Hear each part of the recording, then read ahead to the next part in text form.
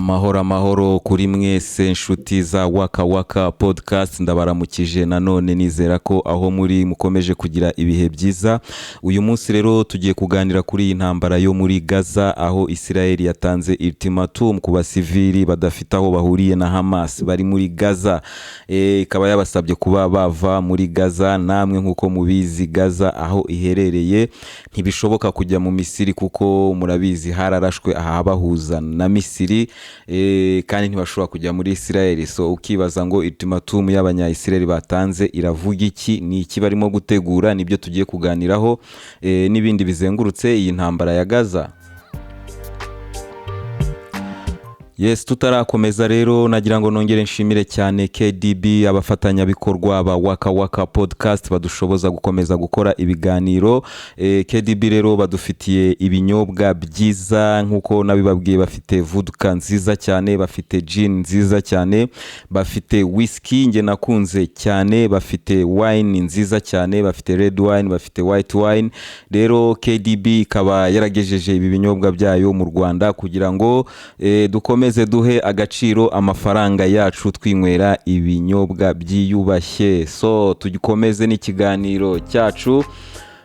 Nkuko nari mbivuze rero, leta ya Israel yatanze ultimatum ku basivili bo muri Gaza b'abanyapalestina batuye muri aka gace ka Gaza. Ahangaha akaba ari agace abantu benshi bakunda kwita gereza ifunguye hejuru. Ni gereza ifunguye hejuru kubera ko aha muri Gaza nkuko mubizi nta kintu kijyayo kitanyuze muri Israel. Kuva muri Gaza ujya ahandi visa uyihabwa na Israel cyangwa se Misiri. Ni gereza mu by'ukuri, ni gereza ituwe n'abantu benshi cyane kandi ikaba ari agace gatoya cyane, ni agace gatuwe na miliyoni 2.3. Rero leta ya Israel kuba yabasabye kuba abasivili cyangwa se abadafite aho bahuriye na Hamas, kuko ahangaha n'ishyaka Fatah rya Mahmoud Abbas naryo rirahaba mu byibuke. So ntabwo abantu bose bo muri Gaza ari uko bose arabo muri Hamas, nubwo benshi bashyigikiye Hamas. Rero iyi ultimatum y'abanya-Israel yateye cyane ubwoba isi, cyane cyane abashyigikiye cyangwa se bahangayikishijwe n'ubuzima bw'abasivili muri Gaza, kubera ko niba uvuga ngo batanze amasaha 28 niyo watanga amasaha arenzeho ntibishoboka ku evacuatinga miliyoni 2.3. Ninde uzabikora? Bazajya hehe? Ko Misiri ikiraro kibahuza na Misiri cyararashwe, nubwo Misiri ivuga ko nijya kohereza ambulance n'abaganga bashobora kuza gufasha abantu muri Gaza ishobora kugikora, ariko kuri ubu ngubu nta muturage wo muri Gaza uri guhungira mu Misiri. Abaturage bo muri Gaza bari guhungira mu gace ko mu majyepfo ya Gaza. Rero abantu barimo kubyibaza bakibaza bati Israel ni igiki iri gupanga, kubera ko niba utanze ultimatum wumva ko idashoboka, ese n'urwiyerurutso rwo kugira ngo noneho Israel itangire kurimbura uyu mujyi wa Gaza n'abawutuyemo. Ni ikintu abantu benshi bakomeje kwibazaho. Nkuko mubizi Blinken arahangaha muri Israel, bakaba bashyigikiye cyane Israel ibyo yakora byose. Ni n'ibintu byakomeje gutangaza abantu benshi, kuko ibyo bamaganaga muri Ukraine barabishyigikiye ko Israel yabikora, kuko hari nka Twitter ya Emmanuel Macron ya postinze ubwo twari tugiye kujya muri winter y'ubushize, Abarusiya barimo kurasa ingomero z'amashanyarazi, barimo kurasa ibikorwa remezo bya gisivili. Ubwo ngubwo Macron yaranditse aravuga ati iyo urashe ibikorwa remezo bya gisivili ukabuza abasivili amazi, ukabuza abasivili ibyo kurya, ukabuza abasivili gaze, icyo ni icyaha cy'intambara, ntigishobora no kugumaho kidahanwe. Ibi bintu rero Israel yo ibikora iri proud, iravuga iti abanyagaza ni nk'inyamaswa, tubahagarikiye amashanyarazi, tubahagarikiye gaz, tubahagarikiye petrol, tubahagarikiye amazi. Bikaba ari ibintu byatangiye kugorana mu buzima ahangaha muri Gaza. Abaturage muri Gaza babayeho nabi kubera ko namwe murabizi uburyo mukoreshamo amazi. Ibaza umuntu agushyiriyeho ikigero utagomba kurenza, ko ubu ngubu nuvuga ngo nayo bari kubona nukuyakoresha gakeya. Ni ikibazo rero gikomeye cyane gishobora no gutuma hanazamukiramo n'indwara z'ibyorezo, ibintu byinshi cyane. Ariko icyateye ubwoba abantu cyane ni ukuvuga ngo aba baturage ba Gaza barajya hehe? barajya he? Hari bivugwa ko barimo kuvuga ko abagore, abana, abasaza, abakecuru ngo n'abasore wenda batari muri Hamas bagomba kuza mu duce two muri Israel, ahantu Israel igiye kubategurira ikimeze nk'inkambi. Ibyo ngibyo nabyo ni ibintu bigoye cyane. Uzatandukanya gute umuntu wa Hamas n'umuntu utari uwa Hamas? Uzabatandukanya gute? Ni ibintu bigoye cyane kuri Israel, kubera ko nk'uko mubizi na Hamas ifite imfungwa za Israel. Ni ikintu kigoye cyane, nubwo bakomeza kurasa ahangaha muri Gaza, barakomeza no kureba uburyo bashobora kuba bagaruza imfungwa zabo. Uyu Benjamin Netanyahu murabizi avukana n'uwayoboye operasiyo yafunguje imfungwa zo muri Uganda igihe cya Idi Amin Dada. Uyu munsi rero nawe ahanganye n'ikibazo cyo kubohora imfungwa z'abanya-Israel n'abandi banyamahanga bafatiwe ahangaha muri Israel bakerekezwa muri Gaza.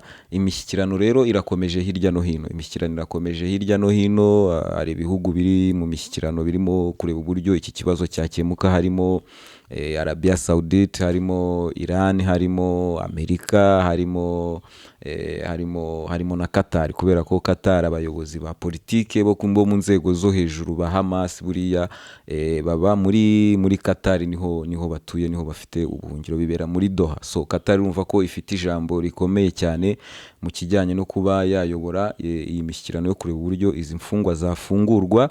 Ikindi kintu gikomeye cyabayeho, twari twanaganiriye muri podcast y'ubushize, ni ibiganiro bya rais wa Iran, perezida wa Iran waganiriye n'umwami wa Arabia Saudite. Kuva batangira no kumvikana basinyana amasezerano yo kongera kumvikana Iran na Arabia Saudite, aba bombi bari bataravugana, ariko ku munsi w'ejo aba bombi baravuganye, baganira cyane cyane kuri iki kibazo cya Palestina, baganira uburyo bakomeza gushyigikira Palestina, ariko banaganira n'uburyo bashobora kujya muri ibi bintu by'imishyikirano bakarebera hamwe uburyo izi mfungwa zafungurwa. Ariko namwe murabyumva ko abanyapalestina gufungura izi mfungwa nuko nabo bafungurirwa ababo. Mbere yuko ibi bitero bibaho byavugwaga ko muri Israel hafungiwe 6,000 by'abanyapalestina. Abanyapalestina rero bakifuza ko nabo bafungurwa, nubwo Hamas itaratangaza ikintu wenda ikintu yumva ko itaratangaza ikintu yumva ikeneye. Ntabwo iratangaza ikintu ikeneye, umubare nyakuri w'abantu ifite nturajya hanze. Ababuze benshi baravugwa ko bafashwe na Hamas, ariko ntabwo bazi umubare wa nyawo w'abantu Hamas ifite n'ubwene gihugu bwabo. Ibyo rero ni ibintu bikomeje, bikaba bigaragara ko ibi bihugu by'abayisilamu cyangwa se by'abarabu bikomeje gusubirana, bikomeje kongera gushyira hamwe, kurebera hamwe uburyo byakomeza gushyigikira Gaza. Hari ibyo nabonye birimo kugerageza gukusanya inkunga zo kohereza muri Gaza, akaba ari inkunga nanone zigomba guca muri Israel ikemera ko zitambuka. Ese Israel yafunze amazi, yafunze gaze, yafunze ibyo kurya, yafunze iki? Izemera ko izo nkunga zitambuka? Ni ukubitega amaso tukareba. Ese bizaca mu Misiri? Ni ukubitega amaso nabyo tukabirebera hamwe. Ikindi kandi ni uko iyi ntambara yo muri Gaza ni intambara ishobora kumenekamo amaraso menshi cyane, kubera ko Israel nifata icyemezo cyo gukora operasiyo yo ku butaka, ari abanya-Israel bazatakaza benshi cyane, kubera ko ni ibintu bitoroshye cyane, kandi n'abanyapalestina bazahagwa bazaba ari benshi cyane. Rero numva ko isi yakagombye kurebera hamwe uburyo iki kibazo cyakemuka, kubera ko ni ikibazo kimaze igihe kinini cyane. Numva ko isi yakabaye yararebye uburyo yagikemura, hakabaho ibihugu bibiri bituranye, aba bantu bose bagaturana mu mahoro kandi bakabaho neza. Ariko rero mu gihe cyose ibihugu bikomeye ku isi byose bikomeza guhengamira kuri Israel no gukomeza kugaragaza ko ubuzima bw'umunya-Israel buri hejuru y'abandi bantu bose, kuko ntabwo ari hejuru y'abanyagaza gusa. Abanya-Israel bumva ko ubuzima bw'umunya-Israel ntabwo bungana n'ubw'undi muntu. Icyo rero ni ikibazo gikomeye cyane. Igihe cyose Israel yabigufiteho ubushobozi, murabona namwe kubyuka mu gitondo ugasanga inzu y'iwanyu bayisenye, barakubwira ko ngo hatakiri mu gihugu cy'iwanyu, ugomba kwigira hirya. Ni ikintu kibabaje cyane barimo gukurikira amashusho arimo kubera ahangaha muri Gaza. Mwarabibonye na minisitiri w'intebe wa Israeli apostinga amavideo barimo kurimbura Gaza, ama etaje amanuka barasa ama etaje, kandi etaje ntabwo ubuzi ngo irimo abana, ntuzi ngo irimo abakuru, ntuzi ngo irimo Hamas, ntuzi ngo irimo iki. N'icyagaragaye nuko uri gushakishwa cyane muri ibi bitero bya Israeli ni mastermind wa Hamas. Barimo kumushakisha ariko bararimbura ama etaje ariko ntibamubona kubera ko uyu mugabo akomeje kubacika ahantu hose bamuhigira, ntago bamufata. N'umugabo bita Mohamed Deif. Uyu nguyu n'uwize ngo muri Islamic University yo muri Gaza, akaba yaravukiye mu nkambi y'ahangaha muri Gaza. Kuvukira mu nkambi ahangaha muri Gaza ntabwo ari ukuvuga ngo wahunze intambara cyangwa wagize gute, nuko ahari iwanyu, ahari mu gihugu cy'iwanyu habaye mu mahanga, ubwo ukajya mu nkambi yo ngiyo mu kandi gace babakebeye babemereye, mukazaniyaranja nta expropriation ntaki, mukaziyaranja mukongera mukubaka ubuzima bushyashya. Uyu Deif rero niho hantu yavukiye, aza kwiga muri Islamic University y'ahangaha muri Gaza. Akaba ari umuntu wakomeje kugenda atagaragara cyane, navuga ngo wari wihishaga cyane. Nta mafoto ye menshi yagiye agaragara, nta mavideo ye, n'umuntu wagiye yihisha cyane. Akaba ari umuntu rero wigeze gufatwa n'igisirikare cy'abanya-Israeli, afungirwa muri Israeli igihe cy'amezi 6, aza kurekurwa. Nyuma yaho yinjira muri Hamas, biza kurangira ari we uyoboye umutwe wa gisirikari. Bikaba bivugwa ko rero ari we wapanze iyi operation, ari we wari uyoboye iyi operation, kuko no kuri video ivuga ko operation yatangiye n'uyu nguyu Deif wayikoze. Uyu nguyu rero Israel imaze kumwicira abantu benshi cyane kubera ko ise yapfuye kera mu bitero bya Israel. Mu bindi bitero byo mu mwaka washize cyangwa subanziriza ushize, sinzi neza amatariki, nabwo bashatse kumwica nanone, ibisasu bihitana umugore we n'umwana we. Ku munsi w'ejo rero byahitanye se n'umuvandimwe wiwe, ariko uyu Deif arongera arabacika.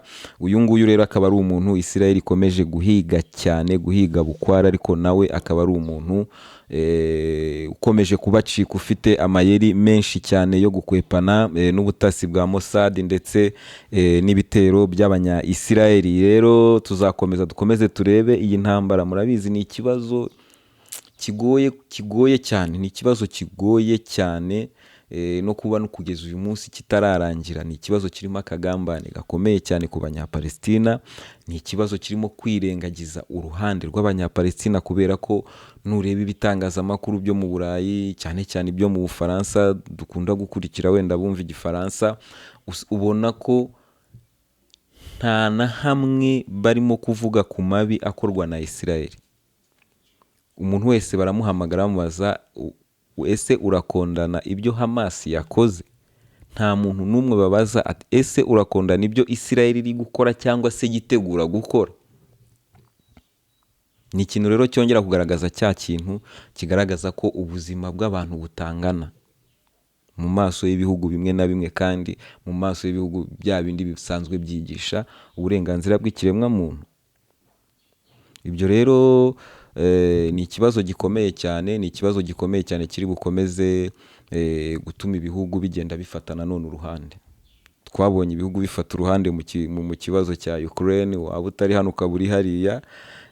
Uyu munsi muri iki kibazo rero cya Gaza nabwo haraza kubaho ibihugu bifata uruhande rumwe cyangwa se urundi. Hari ibihugu by'Abarabu birimo Maroc,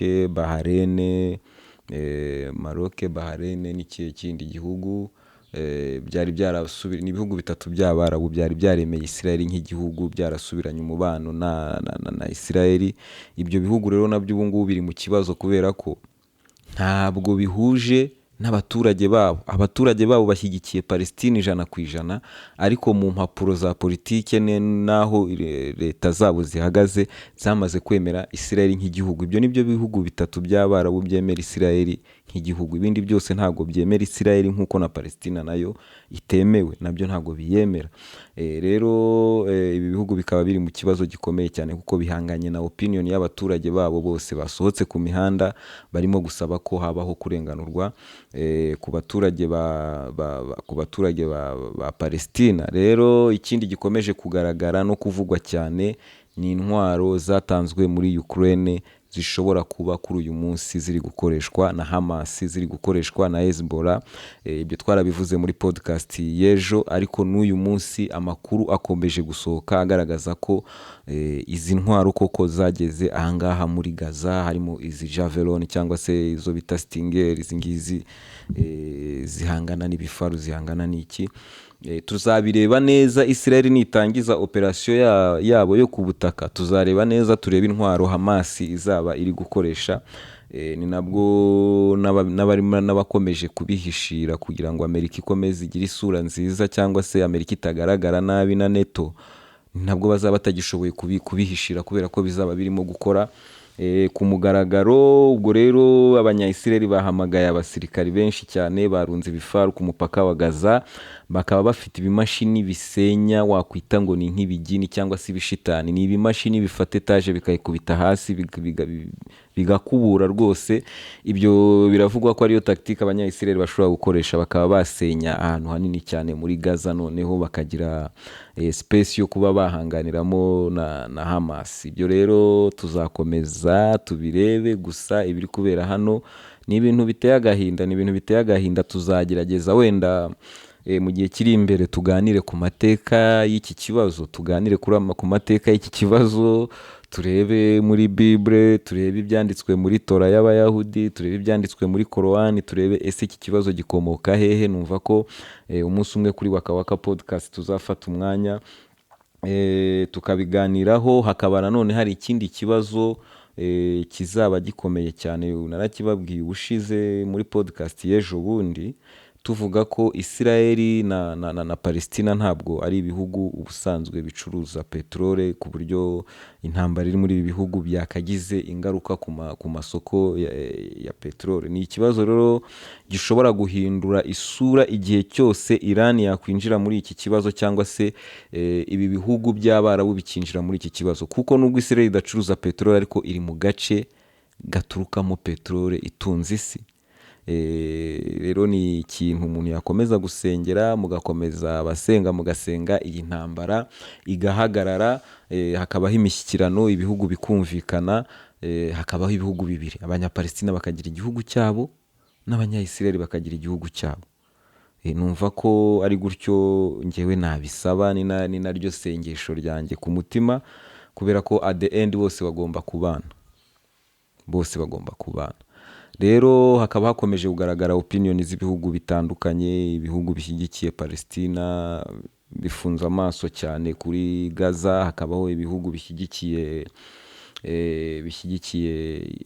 ibihugu bishyigikiye Israel bifunze amaso cyane kuri Gaza, n'ibihugu bishyigikiye Palestina akenshi kubera kwanga kugaragara nkaho byanga Israel cyangwa iki. Urumva ko bishyigikiye Palestina ariko bifitemo akantu ko gucisha makeya, ariko byose ndi kubabwira biraza guhinduka igihe cyose Israel iri buze gushyira mu bikorwa iyo ultimatum yabo batanze, igihe cyose bari buze gushyira mu bikorwa operasiyo yabo yo guca ku butaka. Rero akaba ari ibintu turi bukomeze gutega amaso. Ejo twaganiraga ku byo Zelensky yavuze arega Uburusiya, avuga ko nabwo burimo kwitwara nka Hamas, ahubwo yari kuvuga ko uri kwitwara nka Israel. Ibintu barabicurikiranye, iyo bigeze hakurya hariya ibintu bitabihindukira, ibyari byiza hano bikaba bibi hano, ibyari bibi hano bikaba byiza hariya. Biracanganye. Aba bametre bacu uburenganzira bw'ikiremwa muntu batwigishije, ibiki byose batwigishije, bimaze kugaragara ko barimo kwinyuraguramo kuva iyi ntambara ya Ukraine yatangira. Noneho haje n'ikibazo kibagoye cyane cyo muri Gaza. Njyewe nkaba nshimira cyane abayobozi bakomeje kukijyamo iki kibazo bashishoje, kubera ko urumva nka Putin kuba atarafashe uruhande rwa Isirayeli, kubera ko n'ubundi niba munabizi Uburusiya ni igihugu gifitanye aho gihuriye na Isirayeli cyane kurusha aho gihuriye na Palestina, kuko mu Burusiya harimo abantu benshi bafite inkomoko zifitanye isano n'abanya-Isirayeli, harimo n'abantu benshi bakomoka muri Isirayeli. Rero kuba Vladimir Putin atashatse guhita nawe ajya ku ruhande rwa Isirayeli nk'ibihugu, ahubwo agasaba ko habaho imishyikirano, habaho kumvikana, hakabaho ibihugu bibiri, ndetse agatanga n'agasopo akavuga ati niba mufashije Isirayeli mu kohereza ingabo ku butaka muri Isirayeli, natwe tuzafasha Palestina ku buryo bw'umugaragaro. Ni ibintu rero utakwifuza ko bibaho, ntabwo wakwifuza ko hari indi ntambara Abarusiya bongera guhuriramo n'Abanyamerika, noneho ku byaba bimeze nk'aho bishobora guturukamo Armageddon. Ni ibintu bishobora kuvamo intambara iteye ubwoba cyane, ariko kubera ko nujya no kureba ibi bihugu by'Abarabu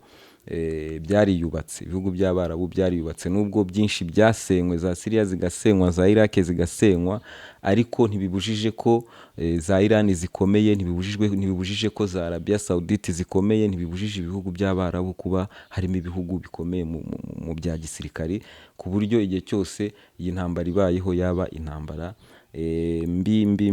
mbi cyane, yagira ingaruka ku muntu uwo ari we wese aho ari hose ku isi. Rero twakomeje kubona Abashinwa nabo ntago barimo kujya kuri side cyane ya Isirayeli cyangwa ya Palestina, bo barasaba ko habaho kumvikana, ibihugu bikumvikana, ibihugu bigaturana, Palestina na Isirayeli. Ibyo nibyo Abashinwa barimo gusaba. Ariko n'ikindi kintu gikomeje kugaragara, iyi ntambara yo muri Gaza ikomeje guteza ikibazo gikomeye cyane muri BRICS. Muri BRICS harimo ikibazo gikomeye cyane kirimo gutuma BRICS igiramo ibibazo hagati yayo, kubera ko ibihugu bya BRICS byinshi bishyigikiye ko Palestina yaba igihugu ikabona uburenganzira bwayo, usibye igihugu kimwe cy'Ubuhinde. Ubuhinde akaba ari cyo gihugu n'ubu ngubu n'abanyamakuru nakurikiraga batanga ripoti ku ntambara yo muri Ukraine, ugiye kubareba ku kibazo cyo muri Isirayeli uba disappointed, kubera ko narababwiye iri tangazamakuru, ahantu muzajya mukura ibintu by'ukuri ni ku ma podcast. Abantu badafite uwo bakorera, abantu batari muri ibyo bintu by'itangazamakuru, abantu bavugisha ibintu by'ukuri bakavuga ibintu uko babireba, nta misiyo bariho, aho niho hantu uzajya ukura ibintu by'ukuri. Naho iri tangazamakuru ryose ngo umunyamakuru w'Umuhinde ngo yagiye ahangaha, abahagarariye igihugu cyiwe n'inyungu ziwe ni nazo akomeza kuvugira. Aba Bahinde twakomeje gukurikirana tuvuga nibo baduha amakuru byibura y'ukuri, cyangwa se amenshi ava muri Ukraine. Ubu ngubu noneho muri Isirayeli bari ku ruhande rwa Isirayeli, baravuga uburyo abaturage bo muri Gaza bafashwe bugwate na Hamas, kandi murabizi Hamas yatsinze amatora, itowe n'aba baturage, yatsinze Fatah mu matora. N'ubu ngubu bongeye gutora Hamas yatsinda ahangaha muri Gaza, kubera ko umujinya aba banyagaza bafite n'agahinda bafite, ibyo gupfa nta kintu bibabwiye, kubera ko bavuga ati uri muri Gaza n'ubundi nta buzima bufite.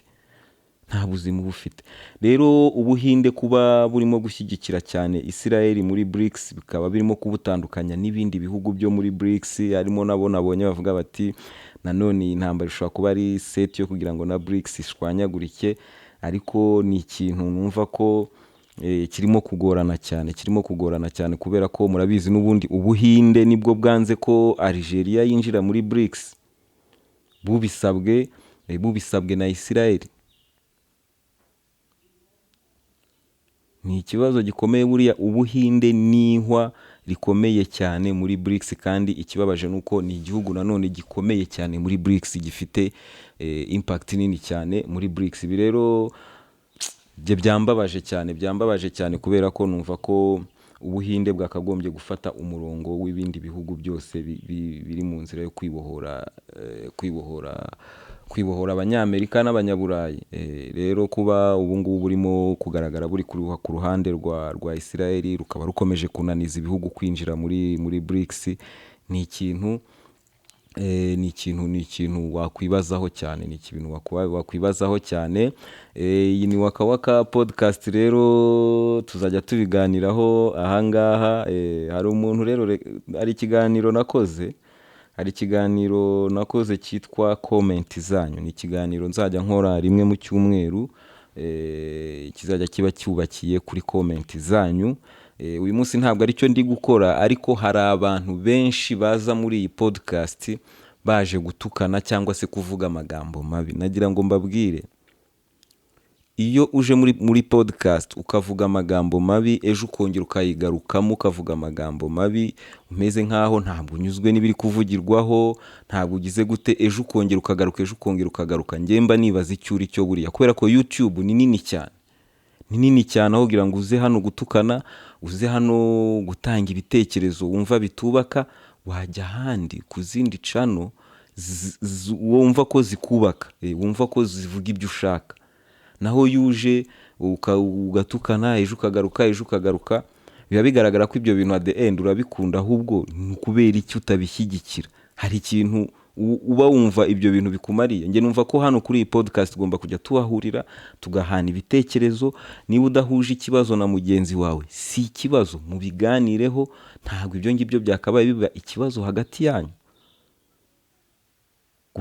Kudahuza mu bitekerezo nicyo gitume isi irimo gutera imbere, nicyo gituma abantu batera imbere. Uzana igitekerezo, nkazana ikindi, tukumvamo ikizima cyangwa se tukagorora kimwe muri ibyo ngibyo. Niko ibintu bimeze. Ikindi kandi njya mpora mbibabwira, sindi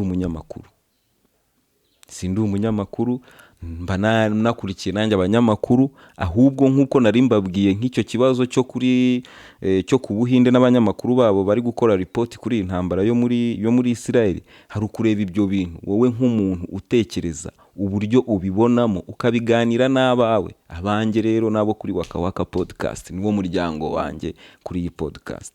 Iyo ujemo rero uri negativist, numva ko wagombye kuba ushaka ahandi hantu. Niba uhisemo kuhaguma, ukaza tukagomeza tugahana ibitekerezo, tukubaka, nta gusenya. Kudahuza si ikibazo gikomeye rwose, abantu kudahuza si ikibazo. Numva ko igihe cyose twabyumvishe gutyo, isi izabona amahoro.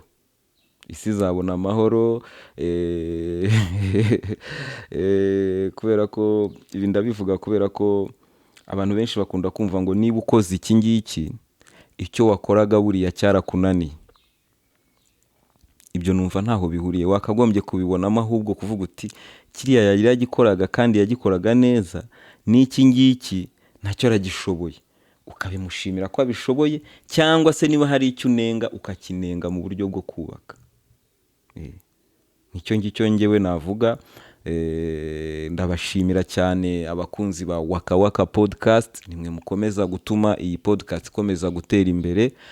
Mudahari ntabwo ihari, ariko tujye tunabwizanya ukuri, twirinde n'abantu batuzanamo ibintu nk'ibyo ngibyo, ahubwo tujye dukomeza duhana ibitekerezo. Nkaba mbararikira rero ikiganiro comment zanyu cyo muri iki cyumweru, aho tuzagerageza kurebamo comment zirimo ibitekerezo byubaka tukaziganiraho. Mbere yo gusoza rero nongere nshimire KDB nk'umufatanyabikorwa wa Waka Waka podcast. Namwe mbashimire cyane. Twinywera ibinyobwa bya KDB, whisky KDB, vodka KDB, white wine ya KDB, red wine ya KDB. Ibyo byose dukomeze twenjoyinga, tunahesha agaciro amafaranga gacu. Amahoro kuri mwese.